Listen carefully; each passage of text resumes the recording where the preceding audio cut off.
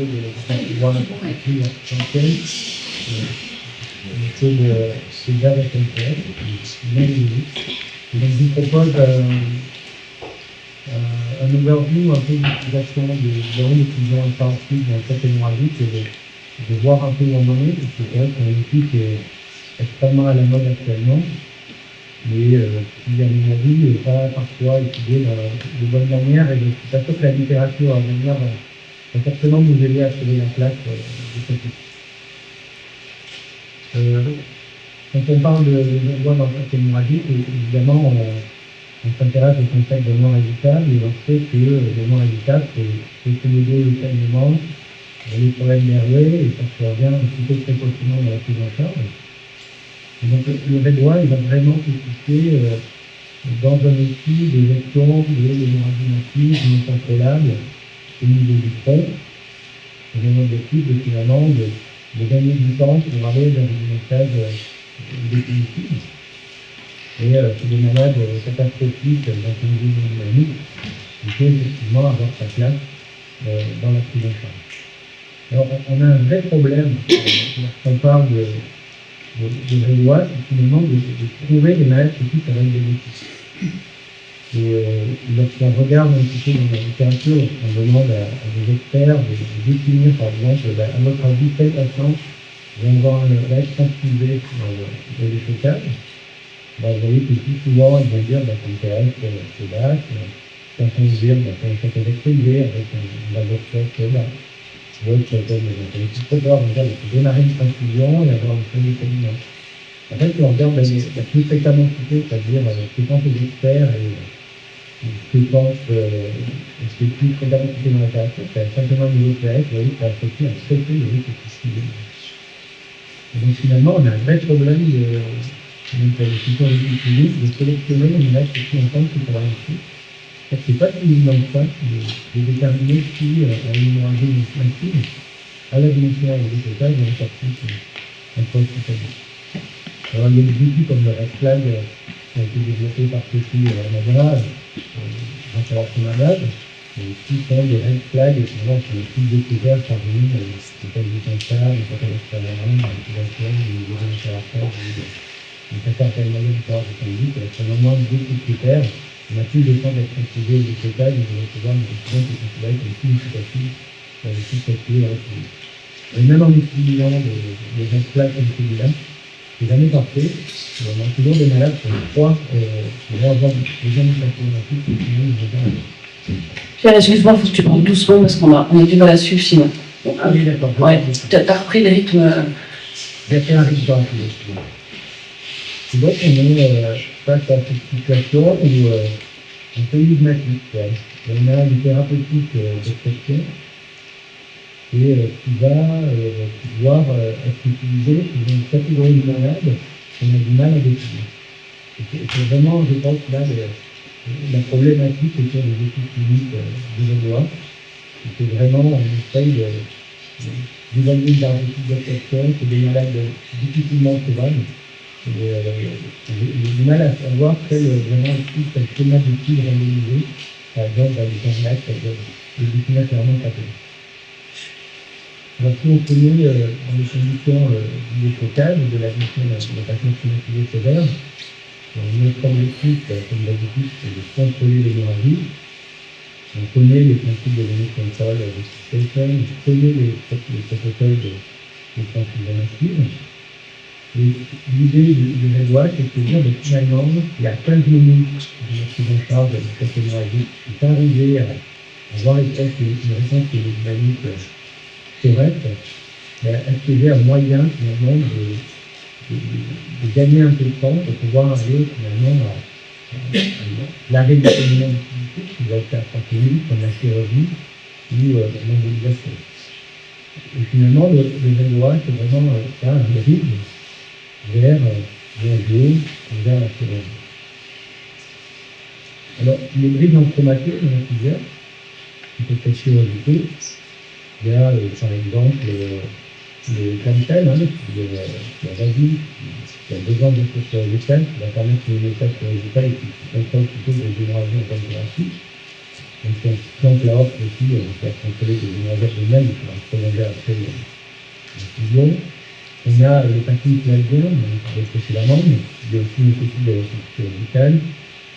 Ce qui ne fait pas forcément la différence du contenu, on peut déjà avoir besoin de compléter par une organisation, mais qui contrôle l'énergie en tant que telle. Et puis on a le véloage, qui est pour le coup moins invasif, qui peut se créer par un intelligence alimentaire, par un radiologue, qui contrôle aussi les hémorragies selon la zone numérique, peut-être abdominale, et une telle zone. Alors, c'est le réseau, c'est une technique assez ancienne. La première description du réseau, elle date des années début des années 50, pendant la guerre de Corée. C'est finalement colonel, ça avait décrit l'utilisation chez 3 malades. Alors, ces 3 malades, ils sont tous tués.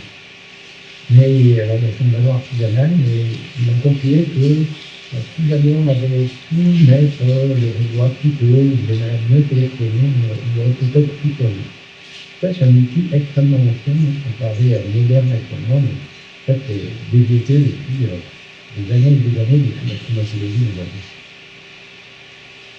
Alors, il y a deux zones de mettre sur le réservoir. Soit la zone 1, c'est plutôt la horte en phagographie, donc entre la licence de la cyclagère et le profil familial. La no-go-zone, c'est vraiment tout ce qui est le territoire technique. Je ne vais pas gonfler le ballon devant les intervenants pour faire des études. De l'autre zone, éventuellement, on peut placer le réservoir. C'est la zone 3, c'est-à-dire anti-LML, c'est l'étude de l'habitation climatique, qui va contrôler plutôt des énergies taillées.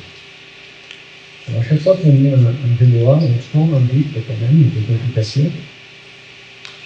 On fait vraiment un modèle expérimental disponible et répercussion contre la déflation. Donc, l'idée, c'est d'avoir une inflation qui est la plus forte possible. De la même façon que dans la chirurgie vasculaire, on fait un pourcentage actif, on a plus que l'insuffisance rénale, le taux de 15 à 20%. En zone 1, il peut y avoir la sidération de cervix sur l'augmentation de l'état de la charge. Et puis, il y a un nombre de complications qui sont non négligeables, qui sont liées à la cause, notamment sur le type d'infection, en fait, des introducteurs de réservoir. On peut avoir soit des thromboses pulmonaires, soit des hématomes, parfois des épidémies, qui peuvent aller jusqu'à l'infection. Et puis, il y a des malpositionnements, c'est-à-dire que les femmes ballons ont pas monté dans le reste, et puis ils prendre un trajet à dedans. Et on va se retrouver à monter dans une affaire qui n'est pas là. Et dans ces cas-là, avec des données conséquentes qui peuvent contrôler les complications sur un peu partout. C'est quand même une technique qui est vendue comme non invasive, mais quand même plus de la vraie complication. Donc, si on regarde un petit peu dans la littérature l'état actuel de l'utilisation du réservoir, on voit déjà qu'une utilisation a beaucoup augmenté depuis 2013. Sous l'impulsion notamment des centres nord-américains qui ont remis un tour du jour dans la procédure de réservoir. On peut voir que au fur et à mesure du temps, on voit que la fréquence installée systémique au moment de la pause est de plus en plus élevée. On a l'impression que les solutions de réservoir sont de plus en plus précoces. Et si on regarde sur la ligne en dessous des patients en arrêt, vous voyez que les patients, de manière parallèle, sont de moins en moins dans les réponses. Donc on a l'impression qu'on a une modification de sélection des patients avec le temps. Donc on compare technique endovasculaire versus chirurgie par l'autonomie de l'occupation, par exemple, avec des patients plus précoces, c'est-à-dire avec des niveaux de PH plus élevés, et puis les malades qui ne sont pas en arrêt, qui sont plutôt actionnés pas de captage économique, qui ne sont pas non plus en vrai cancer. On regarde aussi un paramètre qui est intéressant, c'est-à-dire la taille des introducteurs que vous allez voir. Vous voyez que au fur et à mesure du période, on voit apparaître dans les vidéos comme des tailles d'introducteurs plus faibles, notamment le 7-5. Vous voyez apparaître l'utilisation avec l'arrivée sur le marché de la vidéo qui s'appelle le prime time, qui est introduit avec des introducteurs de 7-5. On voit l'augmentation de la clause d'introduction de 7-5 et en comparaison, les 8-5 et plus ont baissé avec le temps. Mais on sait que la taille de l'introducteur est complètement liée au risque de complications vasculaires au lieu de la cause. Ce qu'on voit également, c'est que sur ce registre AFA, il y a des utilisations qui sont un peu différentes en termes d'Europe. Il y a beaucoup de zones 1 qui sont placées, il y a des zones qui sont La zone 3 est en augmentation aussi également, donc c'est quelque chose de donc ça ne correspond pas tout à fait à nos pratiques. Vous savez que nous, par exemple, on a plutôt une utilisation qui est beaucoup en zone 3, et très peu en zone 5. Et il trouvait à ce moment-là un peu des survie dans le groupe Taïwan, qui était rétrospectif sur la géométrie. Ce qui est intéressant, par contre, c'est que je regardais, ici vous avez des signes médicaux au moment de l'étudiant optique en actif, et vous avez la survie en Indonésie. Et il comparait, donc vous avez une chirurgie en bleu versus ceux qui sont en rouge, qui sont en régulière, en termes de matière du tout. Et c'est les malades en arrêt cardiaque, donc il n'y a pas de différence entre chirurgie et régulière. Les malades qui sont très stables, SPIDEC à 90, il n'y a pas de différence avec les mortalité. Par contre, c'est les malades entre deux. Les malades qui ont des systémiques très faibles, malgré la médication, on a un gain potentiel de régulière par rapport à la chirurgie. Alors la première étude un peu sérieuse qui est sortie sur les voies, elle était assez étonnante. Les deux techniques, cette étude de nord-américaine et une étude japonaise en même temps, qui montrait que dans le groupe des patients traités par les voies, il y avait une forme de mortalité, c'était plus insuffisante, alors qu'il n'y avait pas de différence insuffisante. Alors, ces études, elles sont déjà, premièrement, c'est très compliqué, c'est forcément, c'était pas randomisé, par exemple, des patients qui ont la réservoir, par rapport à ceux qui ont pas eu de réservoir, on a beau essayer de appareiller un certain nombre de variables, on ne trouve jamais finalement la raison vraiment qui a été utilisée à ces réservoirs. On peut penser quand même que c'est des maladies plus graves. On n'a pas de données non plus sur la zone de pause, mais on a des zones 1, zone 3. Les durées d'éclosion également sont pas reportées. On ne sait pas si à ce moment-là il y avait déjà des éclosions partielles ou des éclosions totales. Et surtout, c'était des réservoirs qui étaient vraiment distribués dans plein de centres de l'Est, sans forcément l'expertise. Et lorsqu'on dilue comme ça une technique d'extraction dans les centres, sans forcément l'expertise, je pense qu'on peut arriver à donner du temps.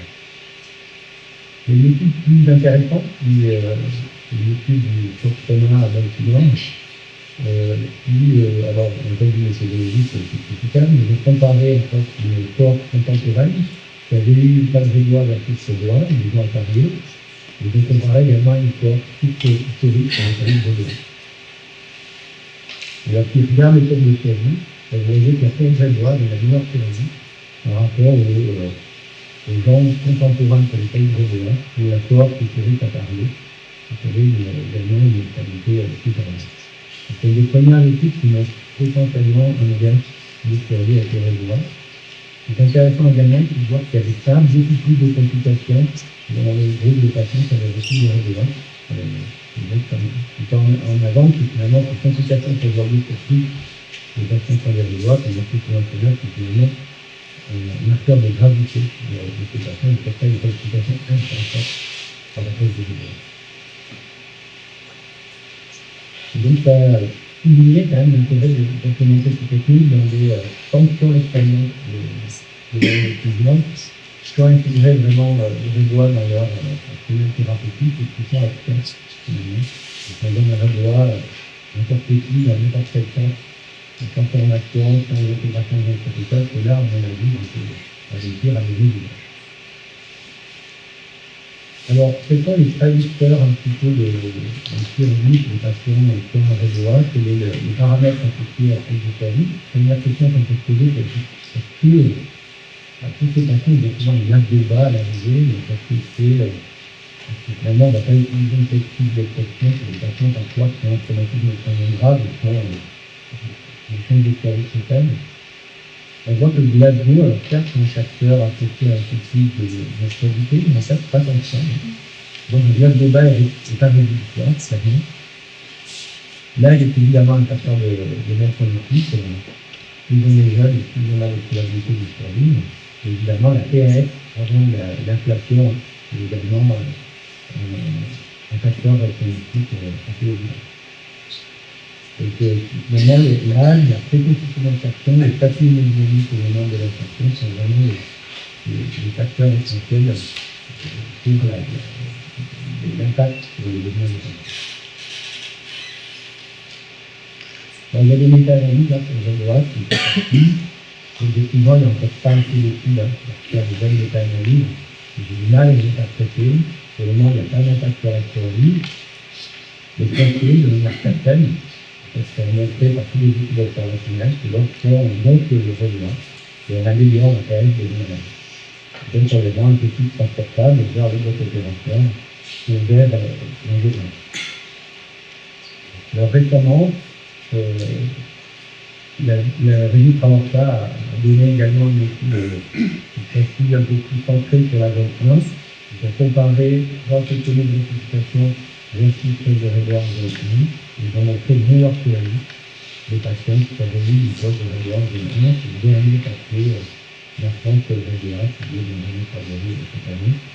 Ils ont fait 56 de faire des patients à Paris, en fait. Vous voyez que il y a eu 52% de mortalité versus 90% de mortalité versus 78,6% de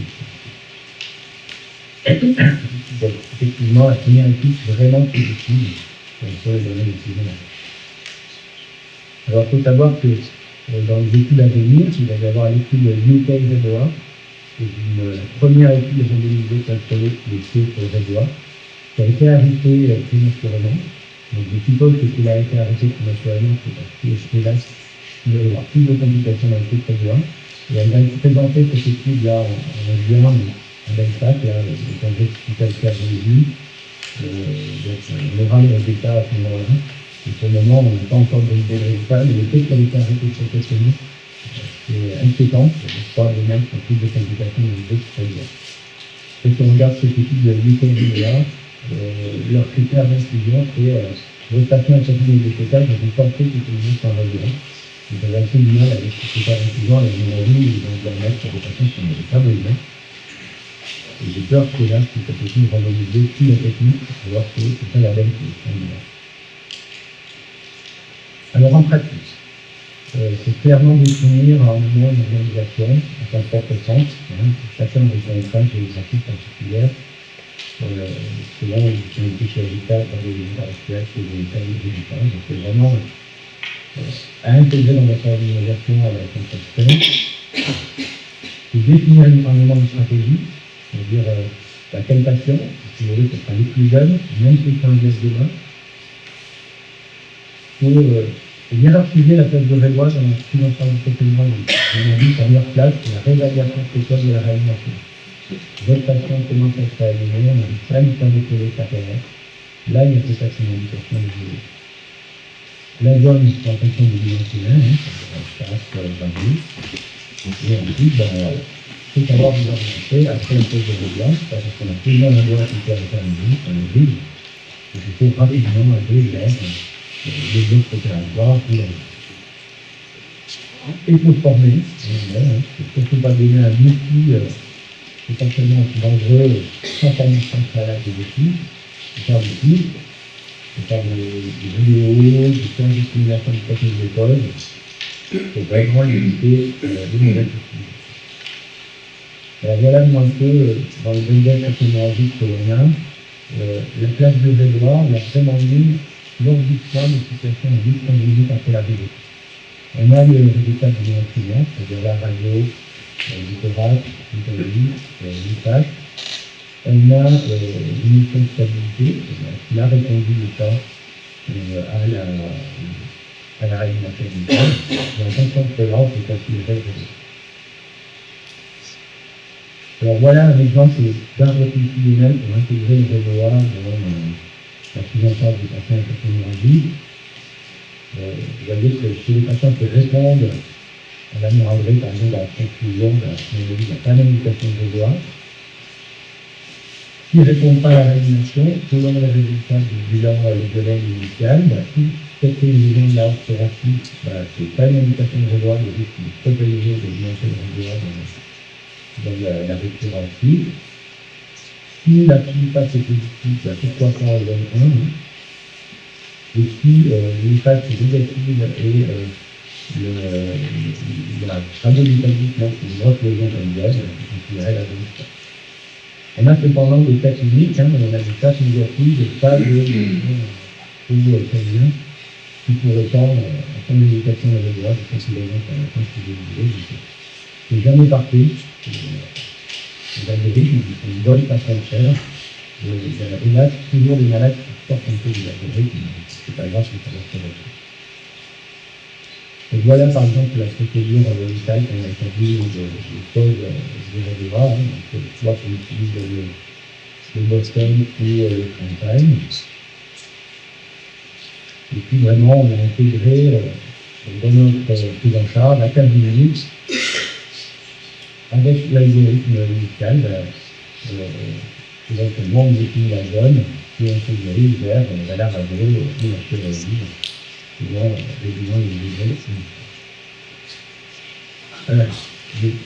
Quelques trucs, le contrôle du positionnement de la même si vous avez souvent des premiers stages, c'est pas mal, à mon avis, d'installer le produit en face, et avec une partie de position en face, de faire de la technique, on dirait votre ballon. L'efficacité clinique, c'est vraiment la présentation, c'est-à-dire que vous allez monter votre doigt, vous restaurez le position artérielle. Les repères anatomiques qui sont utiles, le volume, le principe est quand même assez parfait. C'est-à-dire qu'on va petit à petit augmenter le volume du ballon jusqu'à obtenir la PRS, et donc s'arrête d'accès à la PRS particulièrement. Les pièges plastiques, c'est lors de l'élévation, du respect du ballon, il y a notamment du tunnel il est majeur sur le zone 1. C'est un peu comme quand on va lâcher un passage à la pitch finalement. Il faut toujours chronométrer le temps de décision et quand on peut, il faut la faire par 5 fois du temps, en tout cas le volume minimal pour augmenter la PRS. Comme ça, il y a un peu quand même le temps qui passe en aval des études. Je dis chez les MREDOA, maintenant, même si c'est techniquement faisable, je ne vois pas l'intérêt. Pour moi, c'est vraiment un bruit du courage vers le message, donc le radio ou le bloc. Les mises en place systématiques des dispositifs de fermeture vasculaire, c'est uniquement si les collecteurs sont faits à la fréquence. L'avantage du Frontline, c'est qu'on n'a pas besoin d'utiliser l'angioplastie, par exemple. On va perdre une PRS en général lorsqu'on va plaquer le réseau. Donc il faut anticiper le monitorage, soit avoir un terrain radial, anticiper la pression de l'énergie également. Et puis parfois, pour la cause de réseau, on est obligé de faire quelques hypogènes parce qu'on n'a pas forcément accès vers le carton. Et il n'est pas obligé de mettre en tension, bien sûr, après le début. Perspective, c'est la meilleure sélection des patients, des postes plus précoces, mais avec des patients qui ont pas quand même envie. Des ballons qui finalement sont sur le marché, qui s'appellent l'innover, qui permettent à la fois de faire l'occlusion et même en occlusion complète, d'utiliser toujours un peu de passage sanguin pour la perfusion nasale et qui diminue en fait le risque de dystonie en réperfusion. Les gonflages partiels qui sont décrits, les gonflages partiels qui sont gonflés, qui dégonflent le ballon. Voilà, c'est des perspectives pour évidemment le futur de l'utilisation du réservoir. Ici, il y a tout un champ d'utilisation du réservoir, en dehors de la chromato, le post-factum, les post-énergies de la référence. En tout cas, il y a une place hors du chromatique de la référence à l'étude. Et pour conclure cette question qui arrive à la fin, la place elle est réelle, mais il faut vraiment agir dans la gestion du post-énergie chromatique. Le danger, c'est vraiment d'avoir un maximum de gaz de la technique et de l'ensemble qui n'est pas besoin. C'est vraiment regarder ce qu'on peut faire. Il faut bien sélectionner les types de patients, détailler une inflation par rapport à l'évaluation de la réponse à la rémunération médicale, et c'est bien sûr non dissociable de la prise en charge, ça va se financer un réservoir qui est terminé. Il faut vraiment l'intégrer, donc c'est là dans la France médicale, notamment l'activité de bloc et radio. Merci de votre attention et je continue avec vous.